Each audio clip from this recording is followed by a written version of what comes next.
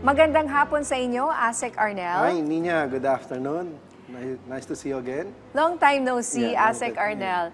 At masaya ako dahil marami kang ibabalita at update sa amin mula po sa inyo dyan sa Department of Agriculture.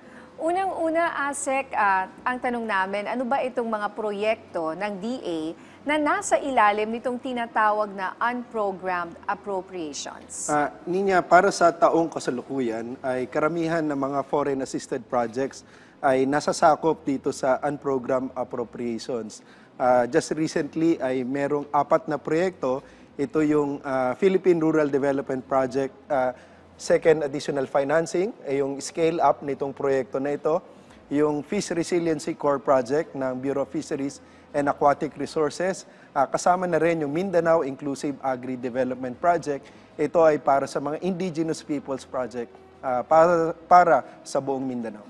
Marami-rami po itong mga proyektong ito. Yes, Nina. At karamihan ay nasa Mindanao. Nasa Mindanao, nasa mga kanayunan, ito yung mga rural projects na ini-implement ngayon ng ating kagawaran. So sa ngayon po, kumusta na po ang mga proyektong ito? Ninya, nagpapasalamat kami sa Department of Finance at narilisan yung kinakailangan na GOP requirements. Kasi ongoing ito mga proyekto na ito. Halimbawa, yung ating mga farm-to-market road, kasama na yung mga tulay, yung mga irrigation projects, yung ating mga aquaculture enterprises, livelihood, at saka yung mga infrastructure. Kasama na rin dito, of course, yung ating mga proyekto para sa ating mga indigenous people sa Mindanao. And of course, yung iba-iba pang mga proyekto, capacity building and training ay nakapaloob dito sa pondo na na-release just recently nitong buwan na ito. At malaking tulong ito para matapos according to schedule. Ito yung ating mga naka-schedule na programa. Speaking of yung pondo, magkano po ang naka-allot sa DA para sa mga proyekto na nasa ilalim ng unprogrammed funds? Sa kabuuan, para dun sa 4 na proyekto na nabanggit ko niya, umabot ito sa 1.25 billion pesos na ang tawag natin dito yung government counterpart ng ito kasi mga proyekto na to since foreign assisted, itong 4 na ito ay World Bank assisted projects. So yung loan proceeds ay pumapasok din naman sa pondo under the general appropriations. Pero normally, merong mga 10 to 20% na tinatawag na equity ng Government of the Philippines bukod yung equity ng mga lokal na pamahalaan. So for DA, about 10 to 20% yung nilalaan para makumpleto yung project. And of course, sa lokal na pamahalaan, tsaka mga beneficiaries. Pero para meron tayong tinatawag na ownership naman on their part. Okay, so ano po ang epekto sa mga proyekto ng DA kung nasa unprogrammed appropriations ito? Siguro po sa mga hindi nakakaalam, paki-explain nga po itong mga unprogrammed appropriations. Bakit ito tinawag na unprogrammed? Pag unprogrammed, Ninya, kasi pag every year meron tayong tinatawag na line budget item. So pag line budget item, automatic yan pinopondohan pagpasok ng January, meron agad yung release. Pag unprogrammed appropriations, meron niya mga conditions bago ma-release. At isa sa mga condition din, dapat merong sapat na pondo ang ating pamahalaan at natutuwa nga kami na nagkaroon ng transfer dahil nakakuha ng additional na pondo yung ating pamahalaan through the Department of Finance. So malaking bagay ito sa amin. Alam naman natin na priority ng ating Pangulo, ng ating pamahalaan ng agri-sector, and especially itong mga proyekto natin para sa kanayunan, para sa Mindanao, at para sa mga IPs natin, at lalo na doon sa mga lugar talaga na nangangailangan ng mga proyekto na ito. So hindi lang naman DA ang nabigyan ng mga funds na ito mula sa mga unprogrammed appropriations po, ano? Correct, Ninya. Oo.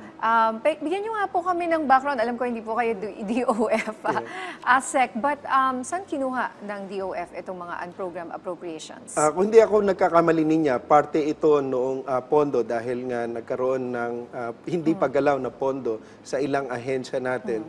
So dahil may mga subsidy na nabigay sa kanila at hindi nagagalaw, so ito yung tinatawag na tulog na pondo. So dahil natutulog yung pondo, kailangang paggalawin ito kasi alam natin gaano kaimportante yung pera na buwis ng ating mga kababayan, dapat maggamit ito on time. Ang problema kasi yung yung timely usage ng pondo.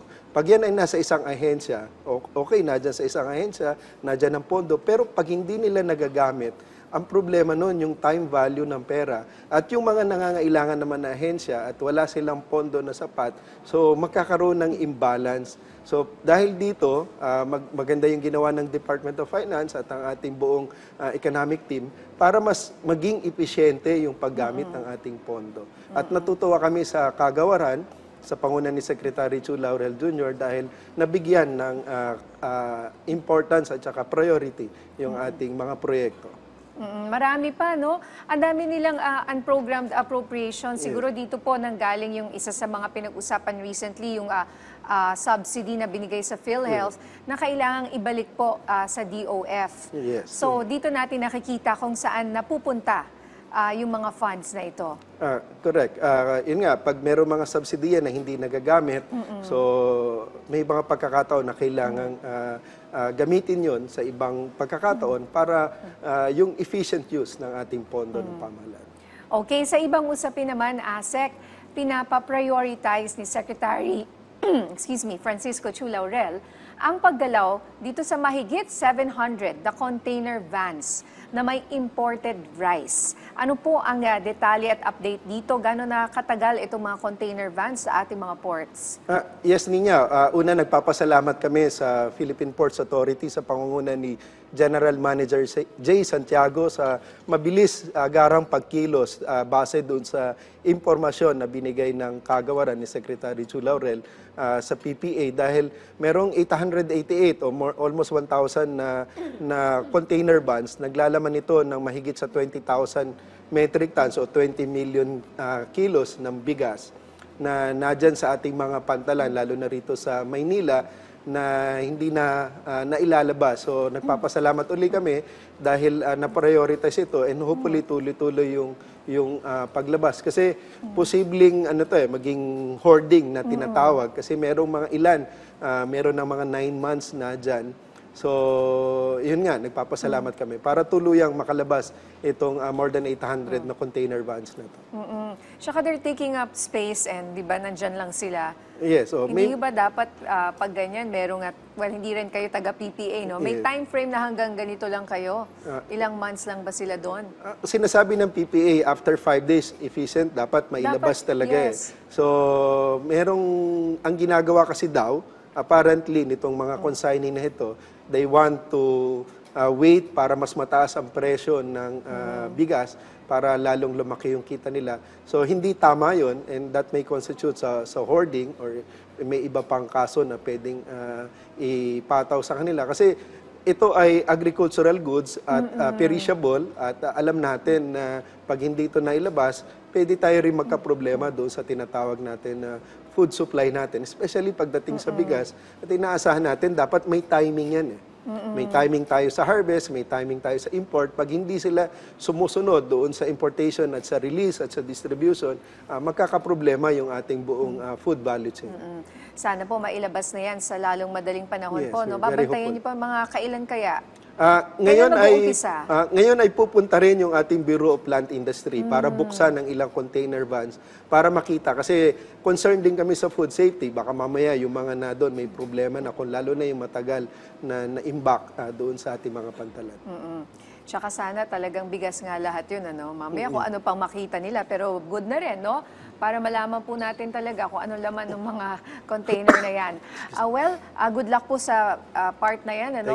In the part of DA para hindi maiwasan natin yung pagtaas ng presyo po ng bigas. Dito naman po tayo sa paglatag ni Secretary Francisco Chu Laurel ng strategies po para sa modernization ng agri-sector sa bansa at para po mapalakas ang food security. Kumusta naman po ang modernization natin? Tama-tama niya. Unahin natin yung irrigation. So marami tayong nakalatag na programa sa irrigation ngayon. At ang maganda rito, for next year sa pondo natin, meron tayong mga programa sa solar-powered irrigation. Meron din tayong programa ngayon, yung ginagawa natin na bago, yung Philippine Pipe Irrigation Network System na kung saan lahat na ng conveyance system natin nakapipe na, hindi na yung open canal para mas maging epesyente at mas maging modern. And then yung ating mga magsasaka, mayroong tinatawag na hydrant every 1 or 2 hectares so they can easily control yung kanilang mga farms.